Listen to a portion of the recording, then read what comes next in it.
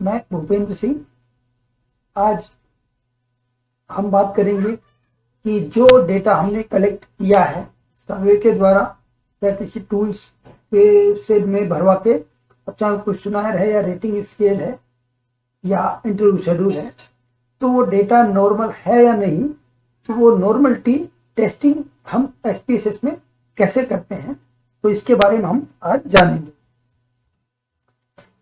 यहाँ पर मेरे पास ये कुछ स्टूडेंट्स का डेटा अवेलेबल है जो कि एक्सेल 2010 में मैंने इसको फीड कर लिया है ताकि इसको एसपीएसएस में यूज लिया जा सके। इसके साथ ही ये मेरे पास एसपीएसएस का एक सॉफ्टवेयर है, उसमें ये डेटा यहाँ पर मैंने ले लिया है। जो डेटा ये एक्सेल में था मैंने इसको यहाँ से ट्रांसफर कर लिया है और इसको इसमें इंपोर्ट कर लिया है। ये डेटा अब मैं चेक करना चाहूँगा कि ये जो डेटा है मुझे प्राप्त हुआ है आइटम 1, 2, 3, 4, 5, 6, 7, 8, 9 और 10 पे। तो अब मैं जांचना चाहूँगा कि ये जो मैंने डेटा प्राप्त किया है ये नॉर्मल है या नहीं है। तो नॉर्मल डिस्ट्रीब्यूशन को चेक करने के लिए इसमें तीन चीजों के माध्यम से नॉर्मलिटी चेक की जा सकती है। पहला है हिस्टोग्राम इसमें तैयार करके एसपीएसएस में। दूसरा स्क्यूनेस और कर्टोसिस को चेक किया जा सकता है। और तीसरा तरीका है क्यूक्यू प्लॉट बना के। तो हम यहाँ तीनों तरीके सीखेंगे। सबसे पहला है हिस्टोग्राम। हिस्टोग्राम बनाने के लिए आपने अपना जो एक्सेल का डेटा है वो इसमें आप रिट्रीव कर लेंगे या इसमें इंपोर्ट कर लेंगे। जब डेटा इंपोर्ट हो जाए तो इसके लिए वेरिएबल डिफाइन करने की आवश्यकता नहीं है, डायरेक्टली हम चेक कर सकते हैं। तो मैंने क्या किया, सबसे पहले अब जब नॉर्मलिटी चेक करनी है तो उसके लिए एनालाइज में जाएंगे। देखिए इसमें एनालाइज में file, edit, view, data, transform, analyse. तो एनालाइज में जाने के बाद डेस्क्रिप्टिव स्टैटिस्टिक्स पे जैसे ही हम कर्सर को लेके आएंगे तो एक यहाँ पर लिस्ट खुल जाएगी जिसमें लिखा है फ्रीक्वेंसीज, है ना। तो हम फ्रीक्वेंसी पे क्लिक कर देंगे।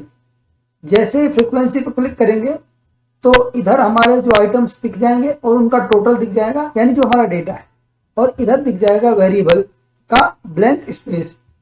तो यहाँ में करना क्या है कि चूंकि हमने डेटा ले ही लिया है तो इसका जो टोटल है ना डेटा का, उसको हम वेरिएबल में ट्रांसफर कर लेंगे। ट्रांसफर करने का सीधा तरीका है, इस पे जाएं, टोटल पे क्लिक करें। जैसे क्लिक करेंगे तो ये एरो वेरिएबल की तरफ मूव हो जाएगा।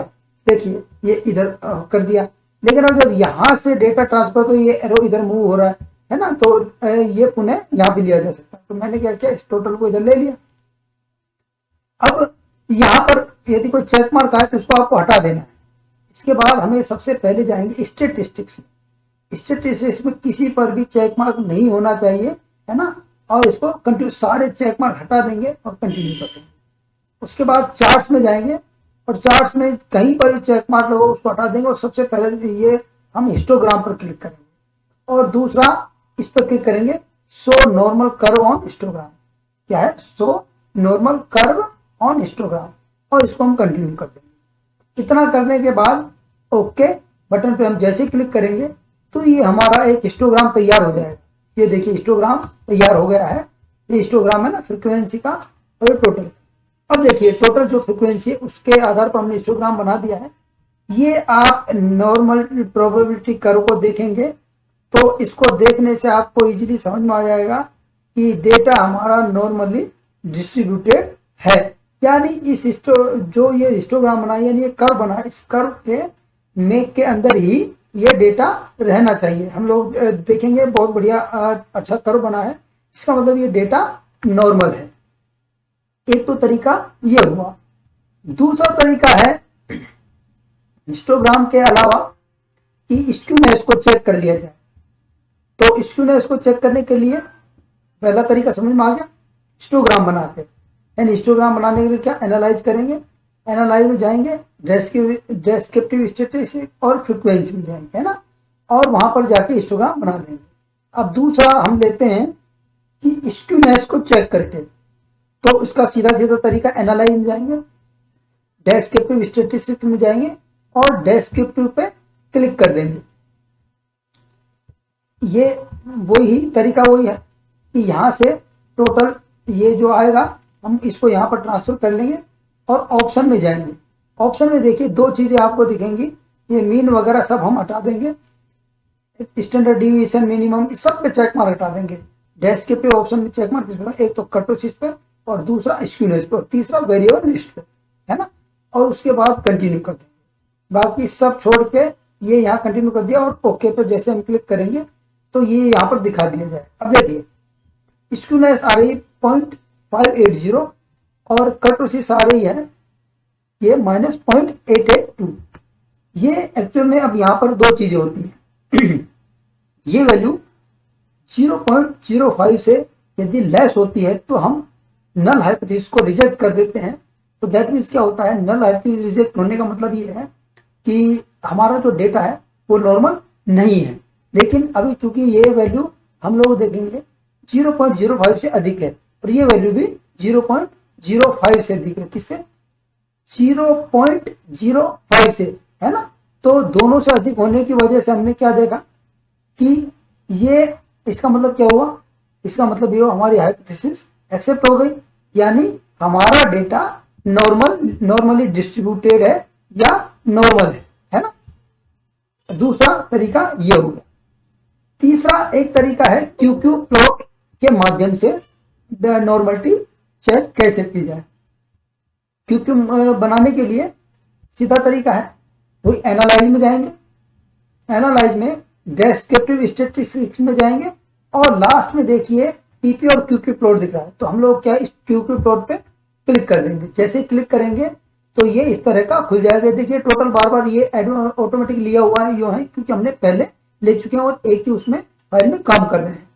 अब देखिए यहाँ पर कुछ नहीं करना है, इसमें नॉर्मल, इसको नॉर्मल रखना है, इस पे एस्टिमेट फ्रॉम डेटा पे चेक मार्क होना चाहिए, है ना। इसमें या तो आप ब्लूम पे भी कर सकते हैं और किसी में भी कर सकते हैं ना, इसमें हमें इसकी आवश्यकता है भी नहीं। दूसरी चीज क्या है, मीन की आवश्यकता नहीं है, फिर भी यदि आए तो कोई बात नहीं, मीन पर हम क्लिक कर देंगे। तो ये चूंकि ये डेटा हमने टोटल यहाँ से ट्रांसफर कर लिया है, ये आ गया है, और इसके बाद नॉर्मल देखिए सबसे पहले तो अच्छा तरीका है, टोटल ये जो नंबर है, जो हमारा डेटा है उसको ट्रांसफर करेंगे वेरिएबल्स में। फिर हम इसमें टेस्ट डिस्ट्रीब्यूशन क्या देखना, हमें नॉर्मलिटी डिस्ट्रीब्यूशन चेक करना है। उसके बाद एस्टिमेट फ्रॉम डेटा पे चेक मार्क लगा देना है और बाकी एज इट इज सबको छोड़ देना है ना, कुछ भी छेड़ना नहीं है। और उसके बाद जैसे हम ओके करेंगे तो हमें क्यूक्यू प्लॉट यहाँ दिखाई दे जाएगा, नीचे की तरफ जाएंगे अभी, ये क्यूक्यू प्लॉट आ गया,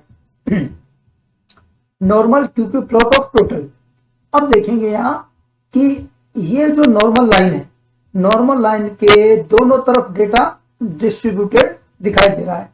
यदि इस लाइन से डेटा इधर उधर हो, या तो यहाँ हो या यहाँ हो, तो इसका मतलब ये है कि हमारा डेटा में कुछ ना कुछ प्रॉब्लम है, वो नॉर्मली डिस्ट्रीब्यूटेड नहीं है। या फिर हो सकता है कोई क्वेश्चन गलत भर दिया गया हो। कई बार क्या होता है, ब्लैंक स्पेसेस में हम छोड़ देते हैं, या एक्सेल से जब डेटा को हम यहाँ लेते हैं तो छोड़ देते हैं, तो दोनों तरीके से ये पता चल उसमें क्या एरर आ जाती है।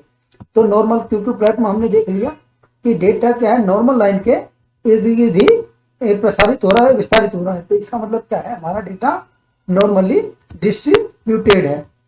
तो ये हमने 3 तरीकों से जाना कि किसी भी जो डेटा है उसकी नॉर्मलिटी कैसे एसपीएसएस में चेक की जाती है। तो मैं समझता हूँ कि आप लोग इससे सीख गए होंगे। इसी के साथ आपका धन्यवाद बहुत बहुत।